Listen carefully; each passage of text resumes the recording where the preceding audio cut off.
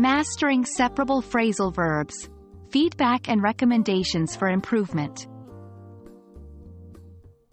Hello, English language learners. Today, we are focusing on a crucial part of English grammar: separable phrasal verbs. Our video will take a closer look at how to use these verbs correctly, provide feedback on common mistakes, and offer recommendations for improvement. A phrasal verb is a verb that is made up of a main verb combined with an adverb or a preposition, or sometimes both. When we say separable phrasal verbs, we are referring to a subset of these that can be separated by other words in a sentence.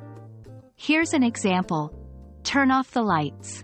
You can also say, turn the lights off, separating the verb, turn, and the particle, off. Understanding and correctly using these verbs can take your English fluency to new heights. Even the best of us can get tangled up with separable phrasal verbs. It's easy to make mistakes when using them. Incorrect placement of the object, whether it's a noun or pronoun, is a common error. For example, saying, I turned off them, instead of, I turned them off. Remember, with separable phrasal verbs, the object can come in between the verb and the particle. Before we dive into recommendations, let's go through some examples of phrasal verbs used in sentences. We'll identify if they're used correctly or not and provide feedback. I'll look after the kids. Correct. Look after is a phrasal verb that isn't separable. She takes care of her dog. Incorrect. It should be, she takes care of her dog. This kind of feedback helps identify common mistakes and patterns in your use of separable phrasal verbs. Our first recommendation is to immerse yourself in English as much as possible. Listen to English songs, watch English movies, read English books.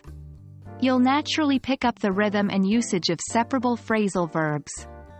Next, practice makes perfect. Make a list of common separable phrasal verbs and use them in your everyday conversation. Pay attention to the placement of objects in your sentences. Lastly, consider getting feedback from a native English speaker.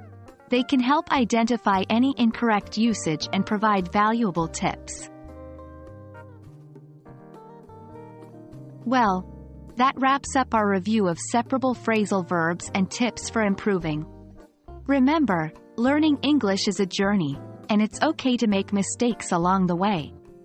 Keep practicing, stay motivated, and soon, separable phrasal verbs will be no hurdle for you. See you in the next video.